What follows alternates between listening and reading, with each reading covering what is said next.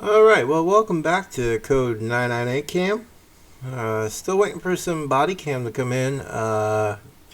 Government agencies are slow, unfortunately.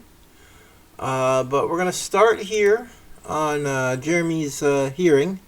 There was an electronic copy sent to his private attorney, Amir Ladan, for his hearings coming up this month on the 20th and 23rd. So Jeremy got this in jail, and Amir got a copy as well. It's the state of Florida versus Jeremy Charles Dewitte. Gives his birthday. This cause came on this day for violation of probation. The following persons are hereby notified that the Honorable Wayne C. Wooten has set the above-styled cases for hearing with Assistant State Attorney Melissa Zaglin, who was present, and you, the defendant, Jeremy Charles Dewitte, being now present, represented by Amir Ladan. So this happened, I believe, on January 30th, on and around that date. So it's a violation of probation hearing, 2 times. So he's going to see Judge Wooten Monday, February 23rd at 9 a.m., and then he's going to see him again Thursday, February 23rd, 2023, 9 a.m. State places offer on record, done, ordered, and filed, signed for by Wayne C. Wooten, Jeremy Charles Dewitte, 2404 Accord Terrace. That's his home address, even though he is not at home right now, and it's the dockets. And then it just goes on, if you're a person with a disability, they will accommodate you accordingly. So that was that one. But then, when I went back, I did notice right here that there's 2 more 2023 criminal felonies. And I don't believe they were there last time we checked on the video. So the first one is a fraud cash deposit bank item with intent to defraud, which is a 3rd-degree felony. This is the one where he received a check that was not in his name. It was for a neighboring business or a neighbor, and he went and put it in the bank regardless, and the bank cashed it, and he used that money. I think it was like around $300. And Jeremy, seeing a check going to his business, he automatically took it, deposited it, because I guess he thought, hey, they screwed up. So let's look at the affidavit for the warrant. That's a beautiful picture of Jeremy Dewitte, white male, date of birth. They've redacted social security number. There's his Florida driver's license number, which is suspended, by the way. So I'm not sure how he got into CDL class, because there is a picture out there that if it's on So I Dated a Police Impersonator, showing him in an 18-wheeler. Now, granted, it doesn't mean that he's in a training course. He could have just stopped and said to any trucker, hey, could I get my picture taken with me in the seat of this truck? Which I believe is what happened, because there's no way that he's going to get into a class when his driver's license is revoked. He has to revoke his... Jen said that he had to go get a new license without the motorcycle endorsement. No, he had to give his driver's license to the Florida DMV. He had to surrender it, because I believe it is 6 months or a year that he has without a license. So let's see, here comes now the affiant Detective Michael Warner, State of Florida Department of Financial Services, Division of Investigative and Forensic Services, Bureau of Insurance Fraud. That is a mouthful if you have to say that to somebody. So I would just be like, I'm an insurance fraud agent. But he is a sworn law enforcement officer. They all are in Florida. Makes this affidavit, which has been personally submitted to the court. The officer swears under oath that he has probable cause to believe and does believe that certain laws have been violated in Orange County, Florida, and that on October 10th, 2020, our friend Jeremy Charles Dewitte, herein referred to as the defendant, did violate a Florida statute and commit the offense of depositing a bank item with intent to defraud. Detective Michael Warner, herein referred to as your affiant, is a sworn law enforcement officer with statewide jurisdiction employed by the Florida Department of Financial Services, Division of Investigative and Forensic Services, Bureau of Insurance Fraud. In April 2011, your affiant earned a bachelor's of science degree in criminology. Later that same year, he also completed his basic law enforcement training at the Florida Public Safety Institute so he could become a police officer. And then he has been a sworn law enforcement officer in the state of Florida since February 2014. So he's got some experience. Your affiant has attended hundreds of hours of advanced specialized training on topics including, but not limited to, traffic crash investigations, traffic homicide investigations, DUI, drug investigations, criminal investigations, interviews, surveillance, and digital evidence investigations. That's a big one right here, digital evidence investigations, because Jeremy left a huge trail of digital evidence showing that he is committing insurance fraud.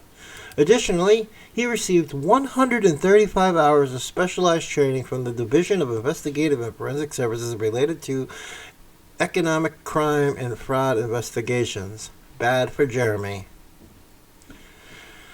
Your officer serves as an instructor and field training officer for the Division of Investigative and Forensic Services. So he's also a field training officer for the new people that come into this field. This affidavit has been submitted for the limited purpose of developing probable cause, which probable cause, you don't need much for probable cause for an arrest warrant. All facts discovered during the investigation have not been included. So we're not going to get the meat and potatoes of this. We're only getting the appetizer. So let's see. So the officer was investigating Jeremy for several crimes related to fraudulent insurance claims and fraudulent insurance applications in both Orange and Polk counties. Now, I did go on the Polk County website and I did not see anything for Jeremy yet. I do check it often to see when that case is going to be coming up, because there's going to be more in Polk County where he is going to be facing charges as well. Probably only one or two, but nonetheless, he's going to probably have more felonies in Polk County. During the course of that investigation, an employee and friend of the defendant, Jennifer Burton. Now remember, Jennifer Burton was Jeremy's first squeeze before the other one. Or no, that's Jessica Bolden. All right, so Jennifer Burton. So Jennifer reached out. She was the one, Jennifer, so I dated a police impersonator, reached out to this officer to tell on Jeremy. But yet, Jeremy's still calling her daily. She's going to meet with Jeremy. She's got a grip on Jeremy so strong that Jeremy is so screwed. So Jennifer Burton reached out to the officer and requested to meet. During a meeting with her, Miss Burton explained she was aware the defendant deposited a check into his business checking account, which was not his, but instead belonged to a neighboring business of the defendant's business. So the mailman screwed up, put it in the wrong mailbox, and Jeremy thought, hey, free money. She stated the defendant informed her he took the check, and she stated it really wasn't a mistake, as an employee from the business where the check should have gone kept contacting her. So the business where the check was going to, this woman said, hey, give me the $300, we'll call it even. It was a mistake, and Jeremy decided, no, that's my $300, because the mailman delivered it to me, even though it had your name on it. I'm claiming it as mine. So Jeremy obtained via subpoena, the officer obtained via subpoena account records of Jeremy's business checking account from Mid-Florida Credit Union, and he observed the vast majority of the deposited checks to be from various funeral homes and funeral escorts. However, he located one check from Competitive Edge Partners and Consulting. So that's who this is against. LLC, Limited Liability Company, which was made out to Masonry Accessories. So I screwed up. So the check was Masonry Accessories, cut by Competitive Edge Partners and Consulting. The check was dated October 5th, 2020, and was for the amount of $285. Nowhere on the check did it say Metro State or Jeremy Dewitte or any of his aliases. So Brett Solomon was also not on this check. The rear of the check showed it was deposited via mobile deposit. So, yeah, because he didn't want to go to the bank. It's a lot easier, I would imagine, to just snap a picture of a check because they'll automatically put it in and a human won't catch it. If he was to take this to the bank, they totally wouldn't have deposited it for him.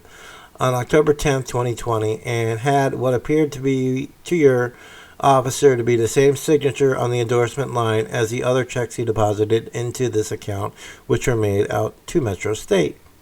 So the officer also reviewed the signature card for the account. Only the defendant had signature authority on the account. So he can't say, oh, Photo put this in, or Jennifer put this in, or Ronnie put this in, or Joe Schmo put this in, or Police Tube put this in. No, he can't say that because he's the only one authorized. So based on Jennifer's statement, along with seeing the bank records from Jeremy's bank, which showed the check, which was not made out to him, was deposited in his account. So the officer met with Jay Snyder of Masonry Accessories, located at 1717 Acme Street in Orlando, Orange County, Florida. And Mr. Snyder provided a sworn audio recorded statement and informed the officer he would assist with prosecution. Because, yeah, I'd be a little ticked off, too, if I wrote a check to somebody and Jeremy Dewitte or anybody else cashed it and my debt wasn't paid off to the person I'm trying to pay. Stated he was aware a check made out to Masonry Accessories LLC was in possession of Metro State. He stated Jeremy was never given permission to have the check, and Masonry Associates LLC never had any reason to pay Metro State or Jeremy. Mr. Snyder stated attempts were made to walk across the street to 1718 Acme Street, where Jeremy is, where the Metro State office was. However, the employees there would not discuss the issue because they claimed Jeremy was not in the office. Mr. Snyder indicated Jeremy did not pay back the $285, which he took from Masonry Accessories. The officer emailed the defendant's criminal defense attorney to arrange an interview due to the fact that Jeremy previously declined an interview and referred the officer to him when the officer requested an interview, and Amir Ladan declined to arrange an interview. Real smart on the lawyer's part, because you know what's coming next. But then again, what is Amir really going to say? He can't say anything for Jeremy. He can't say, oh, well, this was a mistake. Yeah, this is just a total misunderstanding. No. So your affidavit believes there is sufficient probable cause, which there totally is, I think beyond a reasonable doubt, showing Jeremy Charles Dewitte violated the following statute. Depositing a bank item with intent to defraud is unlawful for any person by act or common scheme to cash or deposit any item as defined in subsection 674.104 Section LI in any bank or depository with intent to defraud, which Jeremy clearly did. A violation of the provisions of the subsection constitute a felony of the third degree. So it's the least severe felony. It's a felony of the third degree. The defendant obtained through no fault of his own a check in the amount of $285, which was made out to a neighboring business of Jeremy's. Rather than Jeremy doing the right thing and returning that check to the business it was made out to across the street, Jeremy's bank records revealed that he did deposit that check into the account in which only Jeremy had signature authority. Kind of screwed. Wherefore, your officer prays, I like how I put prays that a warrant be issued, which it was, commanding the director of the State of Florida Division of Investigative and Forensic Services or any of his duly authorized law enforcement detective and all sheriffs or any other duly authorized deputy, so anybody with arrest powers in Florida, to arrest Jeremy Charles Dewitte and bring him before the court so that he may be dealt with accordingly to law. Then we have Detective Michael Warner's signature, sworn to and subscribed, and it's sealed in front of the circuit court judge. Page 3 of 4, and we don't get page 4 of 4 for some reason. But then there was a second one right here, and this one looks like it's all his, because there's plenty of them. So these are the 9 charges. There's really nothing else new. On 123, the warrants unit said, hey, he's in jail. There's probable cause has committed in Orange County for the defense. So date of defense is 3/22 of 2020. It's 2023 now. I know Jennifer's just like, oh, there's a statute of limitations. I don't believe that involves felonies. Felonies have a lot longer than, I think it's at least 4 years, and some go on for even longer. So, yeah, this is what, if you have a warrant for your arrest, this is what it's going to look like, and it's going to go out to all the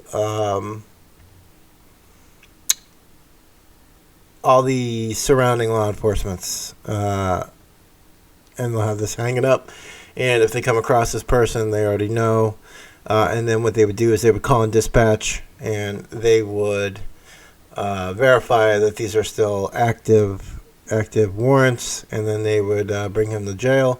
But Jeremy is way ahead of the game because he's already in jail, so they don't have to worry about that. One other thing I wanted to talk about, we're going to bring up now, is in the last 28 days, I have had a jump in subscribers, and it blew me away. We're at 2641. We had 1,516 in the last 28 days. Everybody liking the videos, watching the videos, truly appreciate it.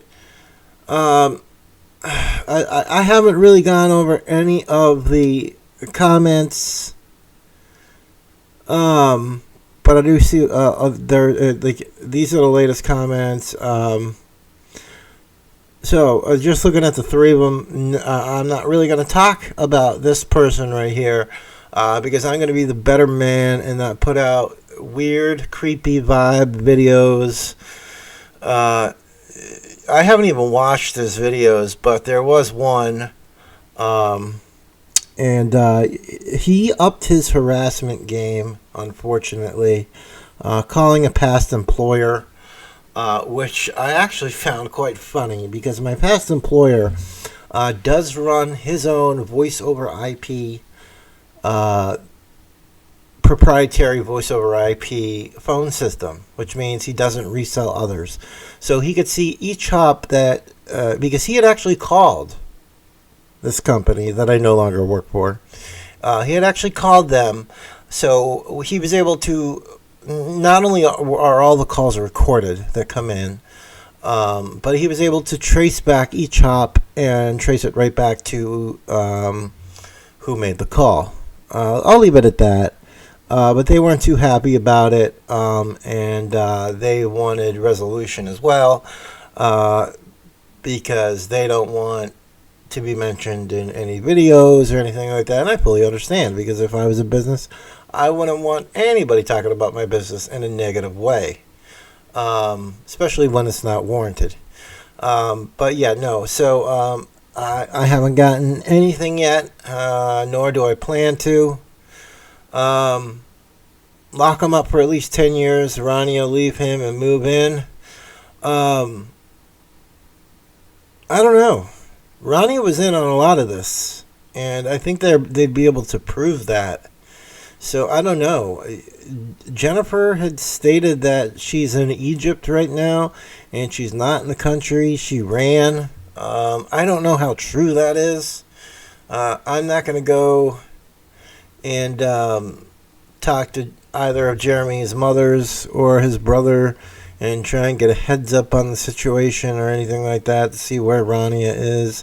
I think she's still at 2404 Cord Terrace, and I think she's still working at the hospital 2 days a week, maybe 3 days a week. But yeah, no, I don't think she went back to Egypt. I'm sure that's traceable. I'm sure with enough effort, you could see if she's back there or not. And I'm sure with the amount of subscribers that I'm getting, there's somebody local in the area down there that could certainly find out if she's still at the residence or if she's in Egypt. And this last one, I will let it speak for itself. But yeah, I mean, I have had a lot of people jump in here, which is great. So welcome to the channel, where great content's going to be coming out.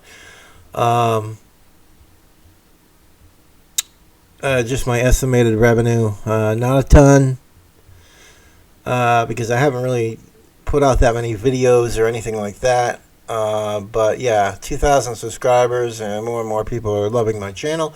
So lots of love right back at you. We're going to have a lot more interesting videos coming out. We have 11 days till Jeremy's first court hearing. Going to try and capture that live. If I can't capture it live, you definitely get a play-by-play recap.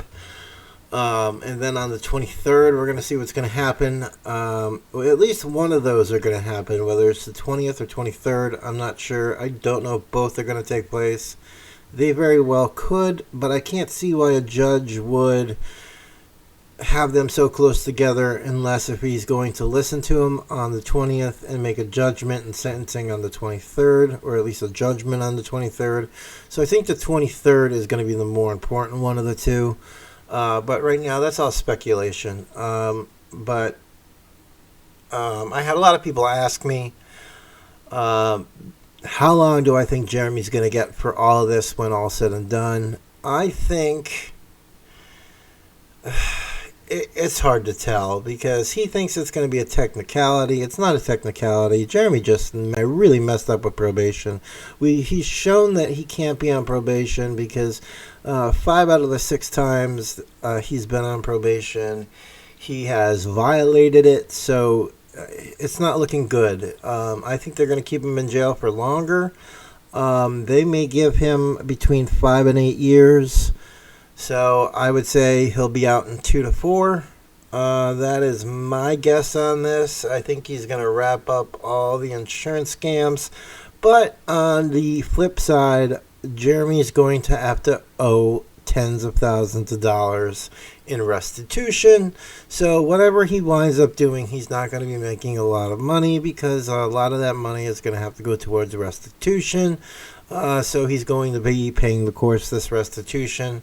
He'll have to work out a payment plan where he might have to say, all right, I will give you $200 or $300 or $400 a month until this is paid off, and it'll be like a mortgage to him. So in like 20 years, he'll finally have his fines paid off. But it's not a good time to be Jeremy Dewitte or anybody else committing felonies for that matter. Because you don't want to commit felonies because they stay with you forever. Unfortunately, or fortunately, in Jeremy's world, fortunately, I'm kind of glad that the insurance scams did come up. I would love to see a charge for stolen valor, but I think that's going to be a lot harder to prove unless if anybody comes forward and says, hey, yes, this person came in to like Verizon Wireless and he said he was military, but he forgot his DD-214, or if he forgot his card. But he talked a good game, so we believe that he was a Special Forces parachute in Fallujah combat veteran. So yeah, we're gonna give him the military discount on his phone. Well, actually, if the detective in the insurance fraud thing, they could definitely look into his bills and see if he got anywhere in any of his bills, cable bill, phone bill, any bill, to see if he got a military discount. Very easy to see. And then if he did get a military discount, that's when he could be charged with stolen valor. Just walking around and saying that you were an Army Ranger or a Marine or a Navy SEAL, Yeah, that's low, but it doesn't meet the qualifications for stolen valor. That would be a chargeable offense. He would need to gain something in value, whether, and I mean, it could be something as simple as a free drink from Wawa. But yes, if somebody comes forward with that, that would be fantastic because that would be another charge on top of what he's already gotten. I feel that would be the icing on the cake, would be the stolen valor. Do I think it's going to happen? Unfortunately, not. So that's all we got for the Jeremy Dewitte update. Just going over a few of his things there. We've still got several more days to wait. Jeremy's got plenty of time still to wait. We are going to reach out and try and contact him, try and get an email interview from him, just to see what he has to say about everything going on. Should be interesting, so stay tuned. Things are going to get interesting within the next 10 to 12 days. So, yeah, stay tuned, and we're going to try and get some body cam footage out to you guys as well. So let's start growing this channel. If you like this video, hit that thumbs up. Hit that subscribe button. Hit that bell for notifications. I promise you hit that bell for notifications. It's not going to go off like crazy because I don't do a ton of videos. But when I do videos, they will be important. They will be about Jeremy, or they will be about something very, very interesting. I assure you that going forward. So that is all I have for you guys. Thanks for watching. Thanks for joining. And thanks for getting me over 2,600 subscribers. It was a shock when I logged in, and within the last 2 weeks, 3 weeks, to see I'm up 1,500 subscribers. That is just fantastic. So I'm sure I got a few people to thank. Thank you all. But yeah, that's all I got for you guys for today. So stay tuned. Next video will be coming out soon. So have a great night, everybody, and yeah, God bless. All right. Take care. See you guys and talk to you guys on the next one.